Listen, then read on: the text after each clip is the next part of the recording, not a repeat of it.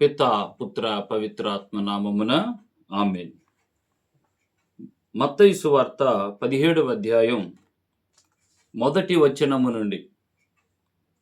6 దినములు గడిచిన పిమ్మట యేసు పేతురును యాకోబును అతని సోదరుడు యోహానును తన వెంట తీసుకుని ఒక పర్వత ప్రాంతము పైకి వెళ్ళెను. అచట వారి ఎదుట యేసు రూపాంతరము చెందెను. ఆయన ముఖము సూర్యుని వలె ప్రకాశించెను. ఆయన వస్త్రములు వెలుగువలే తెల్లగా అయ్యెను. ఆయనతో మోషే ఏలియాలు సంభాషించున్నట్లు వారికి కనపడిరి. అప్పుడు పేతురు, ప్రభు, మనము ఇచ్చట ఉండుట మంచిది. నీకు అనుమతి అయినచో నేను నీకు, మోషేకు, ఏలియాకు 3 శిబిరములు నిర్మింతును అని పలికెను. అంతలో ఒక మేఘము వారిని ఆవరించెను.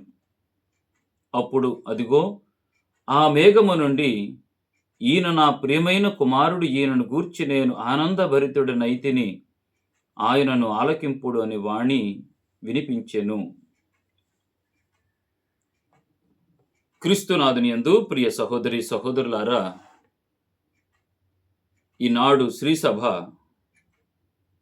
ప్రభు యొక్క దివ్యరూప ధారణ పండుగను కొనియాడుతూ ఉంది. క్రీస్తు ప్రభు పర్వతము పైకి వెళ్ళి దివ్య రూపాన్ని ధరిస్తూ ఉన్నాడు. ప్రియులర, క్రీస్తు ప్రభు పర్వతము పైకి వెళ్ళి దివ్య రూప ధారణ ధరిస్తూ ఉన్న సమయంలో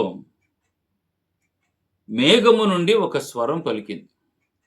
ఈయన నా ప్రియమైన కుమారుడు, ఈయనను గూర్చి నేను ఆనందభరితుడనైతిని. ప్రియులర, క్రీస్తు ప్రభు జ్ఞానస్నానం పొందుతున్నప్పుడు కూడా ఇదే మాటను మనం ఆలకిస్తాం. ఏమని ఆలకిస్తాము? మత్తయి సువార్త 3వ అధ్యాయం 17వ వచనంలో, ఈయన నా ప్రియమైన కుమారుడు, ఈయనను గూర్చి నేను ఆనందించుచున్నాను.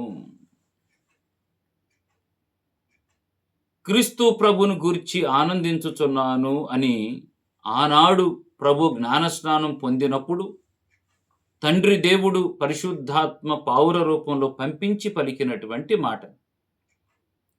ఈనాడు అదే తండ్రి ప్రభు మేఘము నుండి పలికిన మాట, ఈయనను గూర్చి నేను ఆనందభరితుడనైతిని అని చెప్పి మరొక మాట జోడించాడు, ఈయనను మీరు ఆలకించండి. ఎందుకు ఈయనను ఆలకించాలి అనంటే, ఈయన మాటలను ఆలకించటము వలన మీ విశ్వాసము అనేది పెరుగుతుంది. పౌలు గారు రోమా పౌరులకు రాసిన లేఖలో 10వ అధ్యాయం 17వ వచనంలో, వినుట వలన విశ్వాసము కలుగును, ఆ విశ్వాసము క్రీస్తు గురించిన వాక్కు వలన కలుగును అని ఆలకిస్తాం. ప్రియులారా, క్రీస్తు ప్రభు యొక్క మాటలను మీరు ఆలకించండి. ప్రభు ఈ పర్వతము పైకి తాను ఎంతగానో ప్రేమించినటువంటి 3 శిష్యులు పేతురు, యాకోబు, యోహానులను ప్రభు తీసుకెళ్తున్నాడు. ప్రియులరా, ప్రభు ఇంతగా ప్రేమించిన ఈ శిష్యులను ఎందుకు తీసుకెళ్తున్నాడు ప్రతి చోటికంటే, ఈ 3 శిష్యులు క్రీస్తు ప్రభు బలంగా ఉన్నప్పుడు ప్రభుతో ఉన్నారు, బలహీనంగా ఉన్నప్పుడు కూడా ప్రభుతో ఉన్నారు. బలహీనంగా ఉండటం అంటే, ప్రభు శ్రమల పాలవుతున్న గెత్సెమని తోటలోకి వెళ్ళినా, ప్రభు పునరుత్థానుడైపోయినా కూడా ఆ సమయంలో గది తలుపులు మూసుకొని భయపడుతూ ఉన్నటువంటి సమయంలో కూడా యోహాను సువార్త 20వ అధ్యాయం 1వ వచనంలో, ఆదివారము సమయమున తెల్లవారక ముందే మగ్దల మరియమ్మ పరుగులు తీసుకుంటూ వెళ్ళింది అని చదువుకుంటాం. ప్రభు అక్కడ లేడు అని తెలుసుకొని మళ్ళా పరుగులు తీసుకుంటూ వచ్చి గది తలుపులు తీసుకొని పేతురుకి, యోహానుకి చెప్పింది, ప్రభుని ఎవరో తీసుకెళ్ళిపోయారు. ప్రభువుతో ఉన్నటువంటి ఈ శిష్యులు ప్రియులారా ఎంతగో ప్రేమింపబడ్డారు, ప్రభుతో ఉన్నారు, ప్రభుని మాట విన్నారు. అందుకే ప్రియులారా, యోహాను గారికి ప్రభువిచ్చినటువంటి గొప్ప వరం, ఈ లోకములో ఉండగానే పరలోకాన్ని చూసేటటువంటి మహద్భాగ్యాన్ని ఇచ్చాడు. దర్శన గ్రంథం రాసింది ఈ చిన్న యోహానే. అందరు శిష్యులు కొద్ది కొద్ది సంవత్సరాలు చనిపోయారు, కానీ ఈ యోహాను మాత్రం 100 సంవత్సరాలు బతికాడు ప్రియులారా. ఎందుకంటే తల్లిదండ్రులను ఆదరించువాడు, గౌరవించువాడు దీర్ఘాయుష్యును బడియుతాడు అని చదువుకున్నామా? ప్రభువు తాను చనిపోతూ అప్పగింతలు చేశాడు.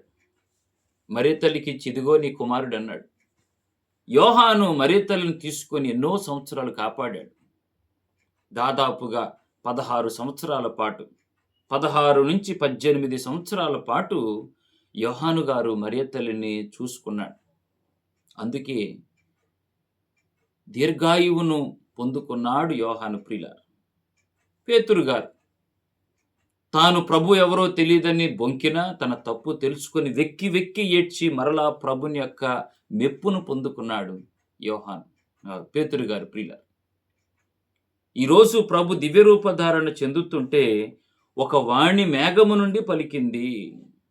ప్రియులారా, వాణి ఏమిటి అని అంటే దేవుని వాక్కే ఓ దివ్యవాణి. ఆ దివ్యవాణిని మనం కూడా జ్ఞానస్నానం పొందుకున్నప్పుడు ఆ దివ్యవాణిని మనం పొందుకున్నాం. ఆ వాక్కు మన యొక్క జీవితాలకు ఏం కావాలి అంటే 119వ కీర్తన 105వ వచనంలో, నీ వాక్యము నా పాదములకు దీపము, నా త్రోవకు వెలుగు. మనం ఆ దివ్యవాణి అంటే ఆ వాక్యము మన విశ్వాసాన్ని పెంచుతుంది. దేవుని వాక్యే దివ్యవాణి. ఆ దివ్యవాణి అయినటువంటి ఆ వాక్కు మన పాదములకు దీపమై మనల్ని ముందుకు నడిపిస్తుంది. ముందుకు నడిపించాలి అని అంటే ఆ వాక్కును మనం వినాలి. అందుకే ప్రభు ఈరోజు అంటున్నాడు, మీరు దేవుని యొక్క వాక్యాన్ని వినండి. ఈయన గూర్చి నేను ఆనందభరితుడనైతిని, ఈయన మాటలు మీరు ఆలకించండి. ప్రియులారా, విశ్వాసం అనేది క్షణకాలంలో జరిగేది కాదు. క్షణిక కాలంలో జరిగేది కాదు. ఇది అనుదిన ప్రక్రియ కావాలి. అనుదిన ప్రక్రియ కావాలి. అనుదిన ప్రార్థన కావాలి. ఒకసారి ఒక ఆయన పొలంలో బోరు వేస్తున్నాడంట. బోరు వేస్తూ ఒక చోట 200 అడుగులు వేసాడంట, నీళ్లు పడలా. స్థలం మార్చి ఇక్కడ నీళ్లు పడలేదని వేరే చోటకి వేసి బోరు వేశాడు. 200 అడుగులు వేసాడు, అక్కడ కూడా నీళ్లు పడలా. మళ్ళీ అక్కడ తీసి నీళ్లు పడలేదని మరొక చోట 200 అడుగులు వేసాడు, నీళ్లు పడలా. ఒక వ్యక్తి వచ్చి, ఏంటయ్యా అన్నాడు. అయ్యా, ఇక్కడ 200 అడుగులు వేసా, ఇక్కడ 200 అడుగులు వేసా, ఇక్కడ 200 అడుగులు వేసా, నీళ్లు పడలేదయ్యా. ఆ పెద్ద ఆయన చెప్పిన మాట, అయ్యా, ఈ 200 అడుగులు 200 అడుగులు 200 అడుగులు 600 అడుగులు కలిసి బోరేసుంటే ఈ పాటికి నీళ్లు పొంగి పొర్లిపోయాయి కదా. మన విశ్వాసం ప్రియులారా చెక్కు చెదరకూడదు, మారకూడదు. నీవు ఒకే దేవుని యందు విశ్వాసాన్ని కలిగి ఉన్నావు, ఒకే దేవుని యందు నమ్మకాన్ని కలిగి ఉన్నావు. ఆ దేవునితో మార్చకూడదు. విశ్వాసముతో ఉండాలి. అందుకే ప్రభు అంటున్నాడు యోహాను సువార్త 15వ అధ్యాయం 11వ వచనంలో, నా ఆనందము మీ యందు ఉండవలయుననియు మీ ఆనందము పరిపూర్ణము కావలయుననియు నేను మీతో ఈ విషయములు చెప్పుచున్నాను. మీరు ఆనందంగా ఉండాలి, ఆ ఆనందం పరిపూర్ణంగా ఉండాలి అని అంటే దేవుని యొక్క వాక్యాన్ని వింటూనే ఉండాలి. ప్రభుని యొక్క స్వరవాన్ని విన్నప్పుడు ఏమవుతుంది? యోహాను సువార్తలో 3వ అధ్యాయం 29వ వచనంలో, నేను ఆయన స్వరమును వినినప్పుడు మిక్కిలి ఆనందపడ్డాను అని స్నాపక యోహాను గారు అంటాడు.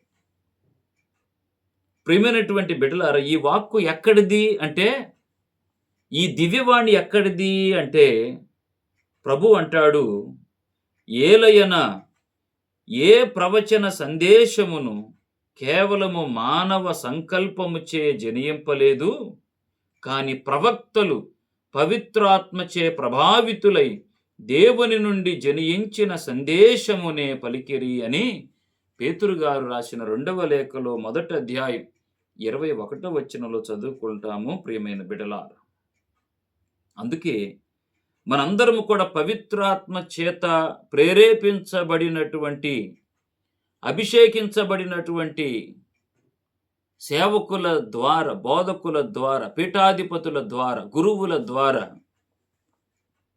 దేవుని యొక్క సందేశము దివ్యవాణి రూపంలో మీ దగ్గరకు వస్తూ ఉంటుంది. వాక్కు రూపంలో వస్తూ ఉంటుంది. ఆ వాక్కును మనం స్వీకరించాలి ప్రియమైనటువంటి బిడ్డలారా. అందుకే మనందరం కూడా దేవుడిచ్చేటటువంటి ఆ శాశ్వతమైనటువంటి ఆనందం, దేవుడిచ్చేటటువంటి ఆ అపరిమితమైనటువంటి శక్తి అన్నీ వచ్చేది దేవుని యొక్క వాక్కు వలన ప్రియులారా.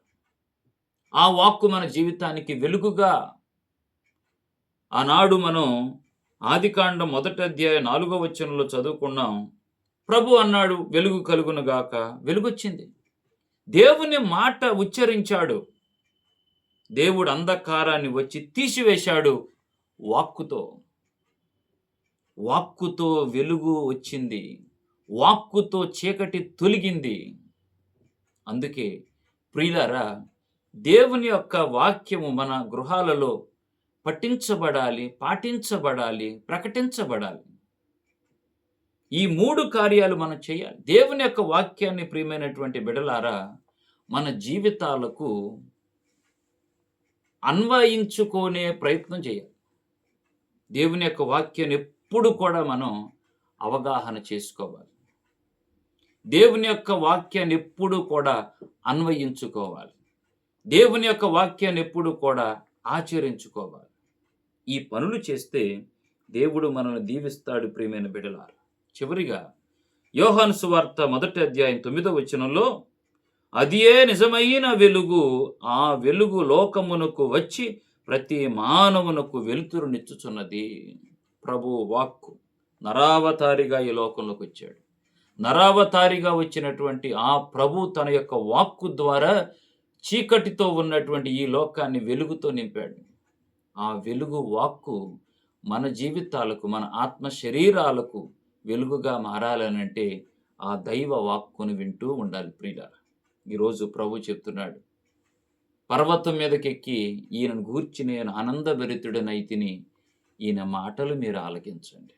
ప్రభుని యొక్క మాటలు ఆలకిస్తే దేవుడు శ్రేష్టమైన ఆశీర్వాదాలు, సమృద్ధి ఆశీర్వాదాలు మనకిస్తాడు. కాబట్టి దేవుడు మనందరినీ కూడా ఆయన వాక్యాన్ని వినటం వలన దీవించాలని ప్రార్థన చేద్దాం.